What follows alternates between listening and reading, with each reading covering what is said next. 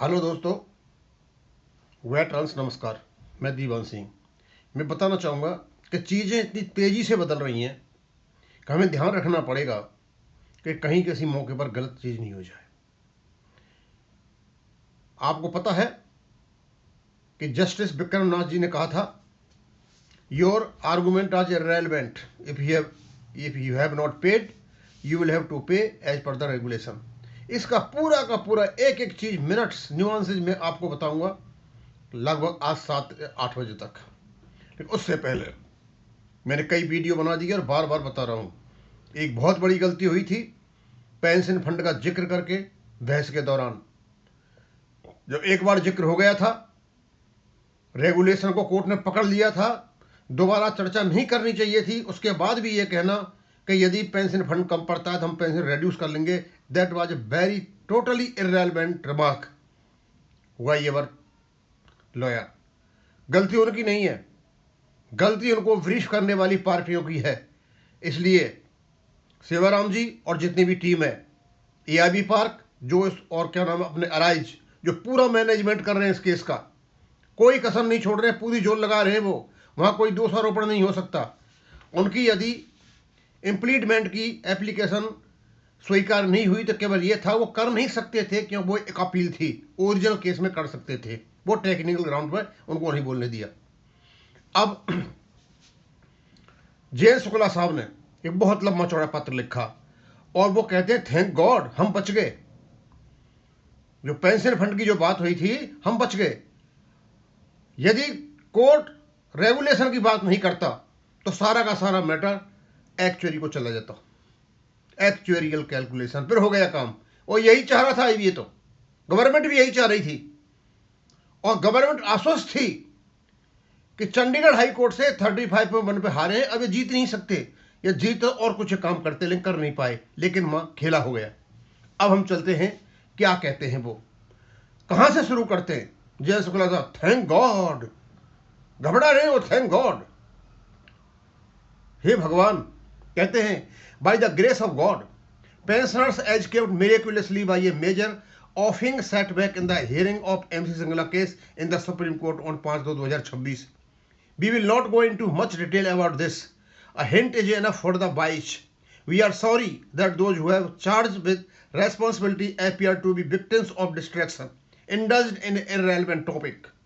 Don't jump into quagmire of fund. Fund के दलदल में ना फंसें.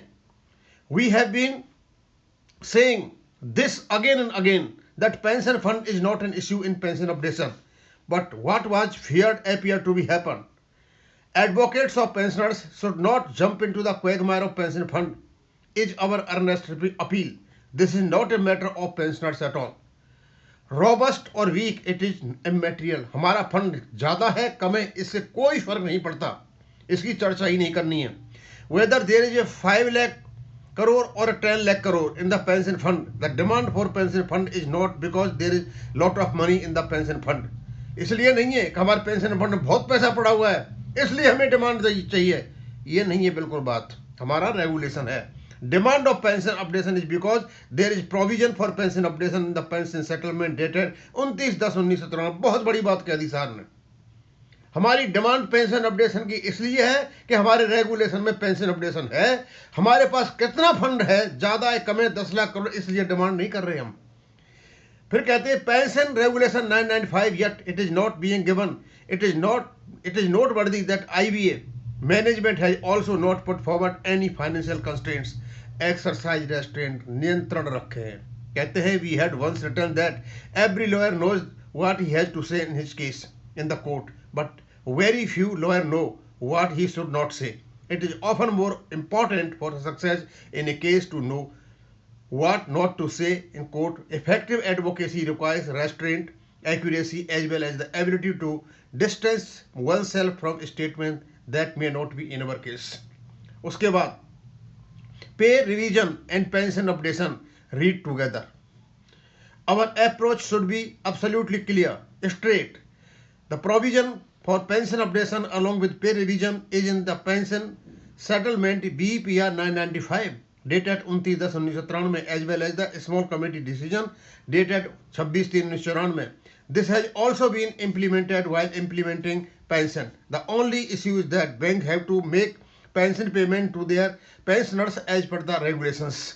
अब तो क्लियर ही हो चुका है ये. The regulations provide for periodic pension updation along with pay revision, which is not being done.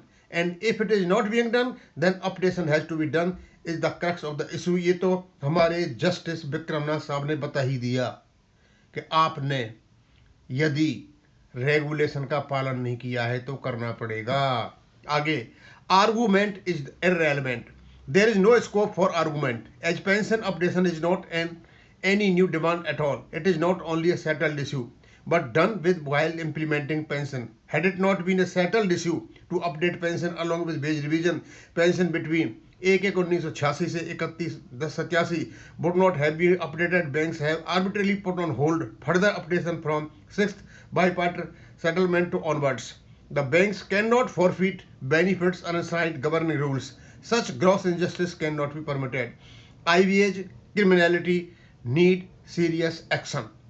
It should be taken up with utmost seriousness before the Honorable Supreme Court that a private association IVA, which is neither a government department nor a body nor a regulator nor accountable nor registered, has tried to gain undue advantage by misleading the Supreme Court of country by having the audacity to file a false affidavit on 24/8/2022.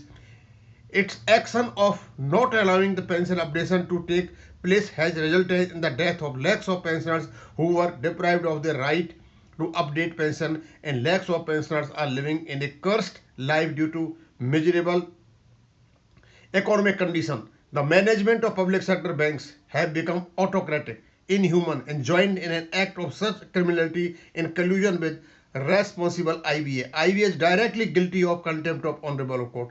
सब बड़े आराम से IBA को कटघरे में खड़ा कर दिया है.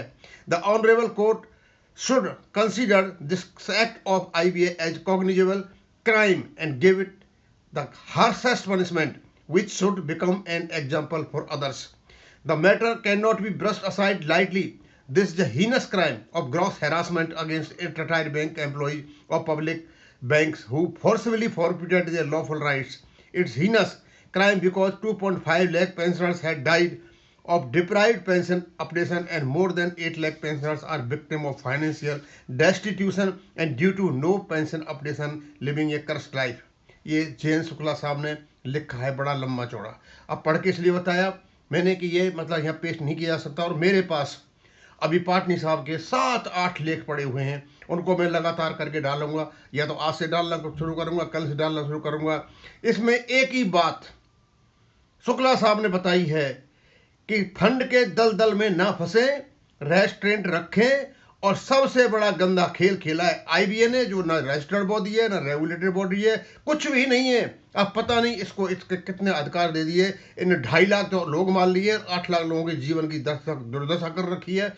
और दोस्तों बहुत कुछ कह गए, और हम तो यही कहेंगे बार बार उसी टीम से, सुप्रीम कोर्ट की टीम से, जो मैनेज कर रही है, रात और दिन मेहनत कर रही है, लेकिन प्लीज आप फंड की बात नहीं करें. फंड की बात करें तो आपका रेगुलेशन 7 और 11 अपने BPR 995 का सहारा लें और कहीं नहीं जाएं, और कहीं जाने की जरूरत नहीं है. और फंड आपका नहीं है, फंड उनका है जो दे रहा है टेस्टेटर. जिस दिन सारे बेनिफिशियरी खत्म हो जाएंगे, और लगभग 60-65 तक खत्म हो जाएंगे, 2060 और 2065 सारे खत्म हो जाएंगे, कोई नहीं बचेगा, एक आध दो बचेगा. और जब सारे खत्म हो जाएंगे तो revocable trust automatically irrevocable trust automatically revocable में बदल जाएगा, और रिवोकेबल ट्रस्ट को टेस्टेटर कभी भी खत्म कर सकता है, यानी पैसा वापस बैंकों को चला जाएगा.